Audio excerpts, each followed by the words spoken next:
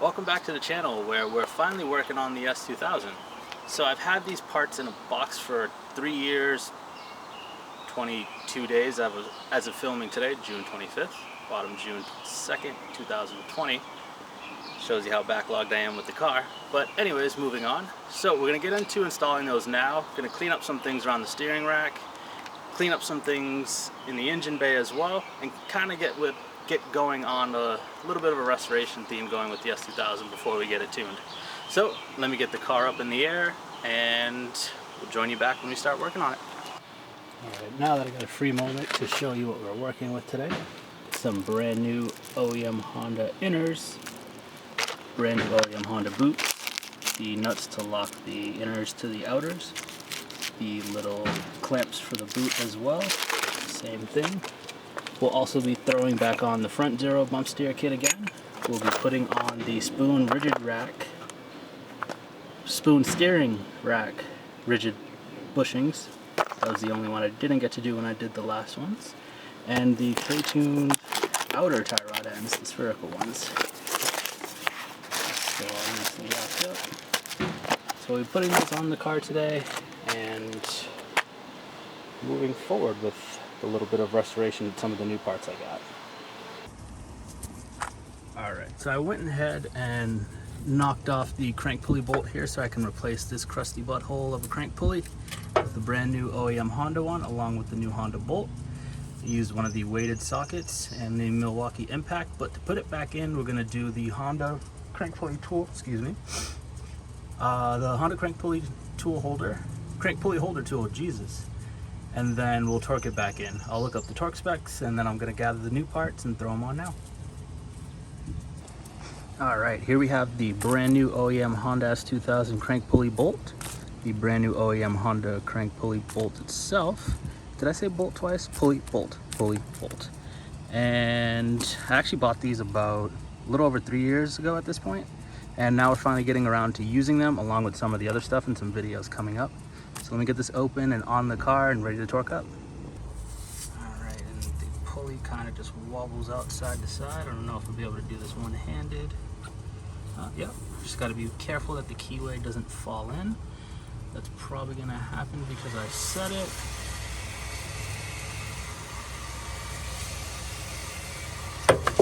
And voila, she's off.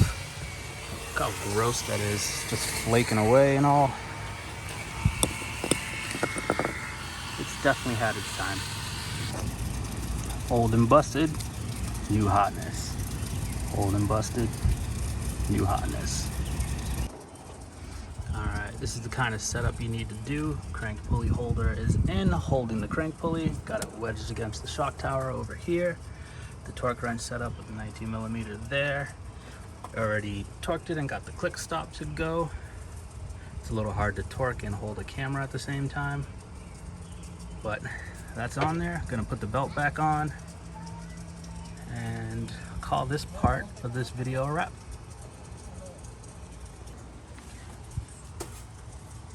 Yeah, I think that's where we're gonna hold up for now. Tomorrow I'll finally wrap these wires in the wire looming I got for them and heat shrink the ends, cover those all up. Since those are all set, I'll do the rigid rack bushings and the zero bump steer kit in the front, and we'll also tackle the tie rods, the boots, and the tie rod ends with some new stuff as well as some general cleaning up around the area too, because it's kind of crusty in here.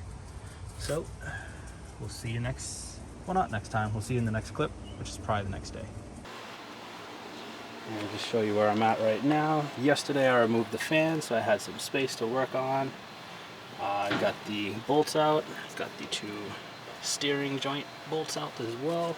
Got the cables, the electric power steering harness undone and moved off to the side. And we got the tie rod ends out as well. So I probably could have got away with just changing the ends, but I had the new stuff, so might as well just do all that and get it over with. So let me get back working on the car and I'll jump back to you guys when I have another update. Play that shit.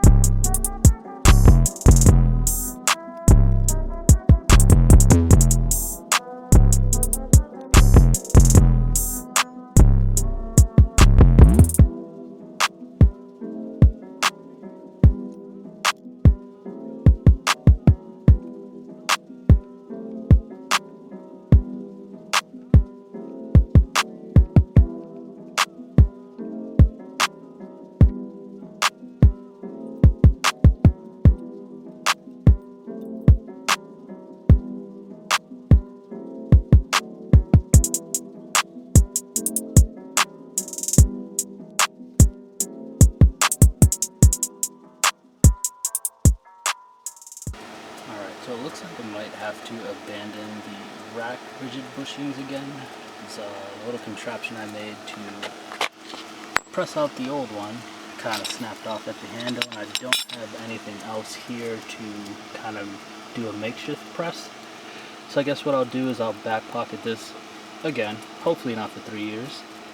And I'll just do this once the S2000 is registered, and I'll take it by the old place and use my press there and press them out.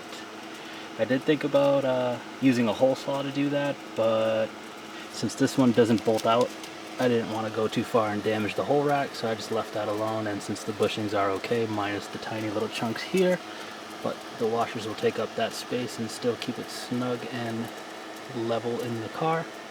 I'm just gonna leave it alone and then continue on with redoing the tie rods and stuff, which I got the new ones on, the new boot, new inner tie rod, the clamp, the new lock nut, same thing for both sides. I'm gonna put this in the car, and then I'll do the ends while this is back in the car, instead of having the extra little floppy pieces on the end getting in the way. Alright, so let's do that.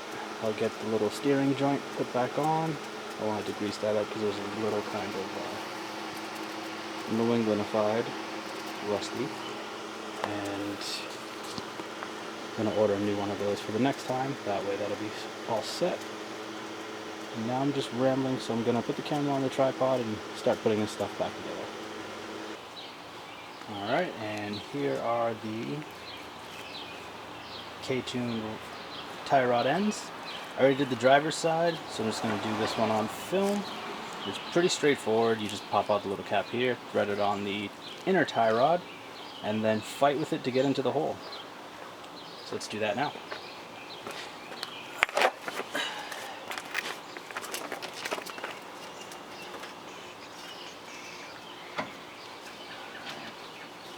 Just threads right on.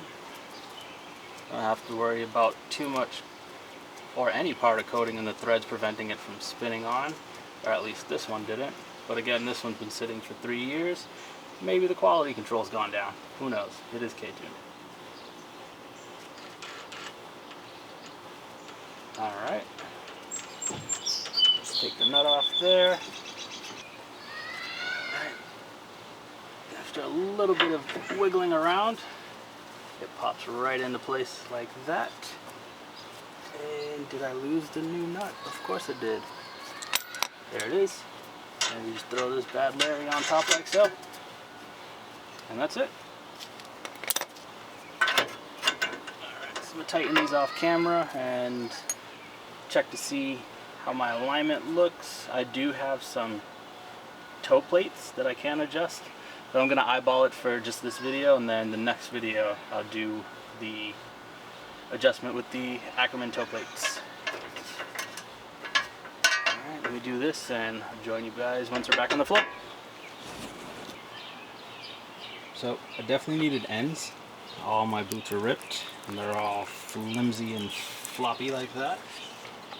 And the other one nearly had no boot. I was missing most of it. Not the lock ring or anything like that, but everything's brand new. These are going in the bin.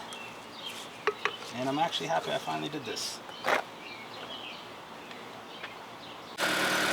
Alright, and there we have it. We're done with today's work, and we're going to wrap up this episode here. Kind of all over the place. We started with ITBs, finished with a single throttle body intake.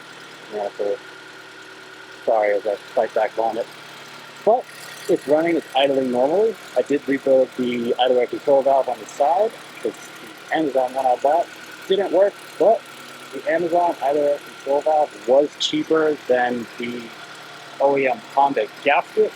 So I at least got the gasket I was missing and was able to rebuild my OEM one. So for 18 bucks, that was worth it alone for the gasket. I believe the Honda one is like 22. But it looks like I almost got my alignments spot on. I will check it with the toe plates tomorrow or later in the week. It'll be Monday tomorrow. And pretty sure it's raining every fucking day this week again, but I'll have something to look forward to next weekend. So we do have a bunch more parts coming in for the car. So we should be working on the S2000 more and more. And that's going to do it for this one. So in the next video, we should be tuning the S2000, and we'll see you then.